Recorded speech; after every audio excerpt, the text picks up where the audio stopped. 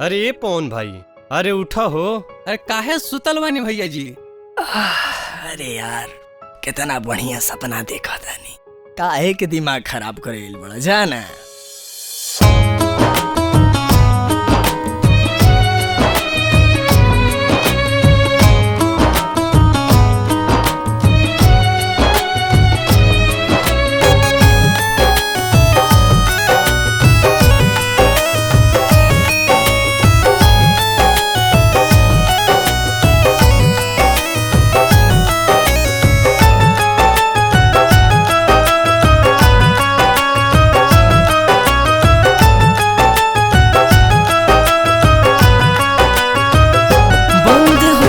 से कुछ न कहिए अखी से प्यार जतालू, बंद उठवा से कुछ न कहिए अखी से प्यार जतालू। नजर के सामने हमारे के हमें से चुरावे लो, बंद उठवा से कुछ न कहिए अखी से प्यार जतालू, बंद उठवा से कुछ न कहिए अखी से प्यार जतालू।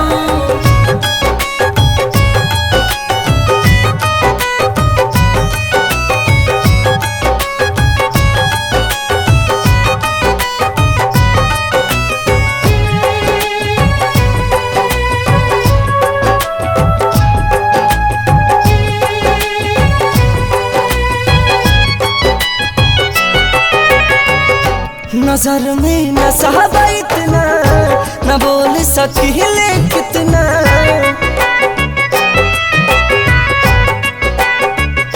नजर में न सहबा इतना, न बोल सकीले कितना। तू अपना नाम में हमारे ही नाम लगावे लो, बंद उठवा से कुछ न कहिए अखिए से प्यार जतालू, बंद उठवा से कुछ न कहिए अखिए से प्यार जतावेलो।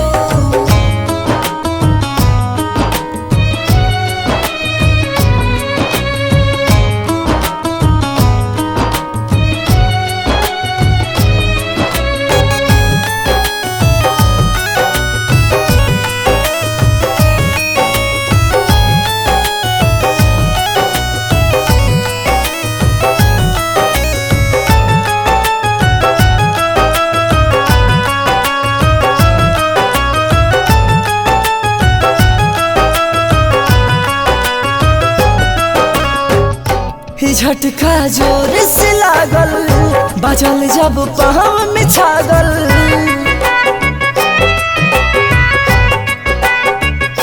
झटका जोर से लागल, बजल जब पाँव में छागल।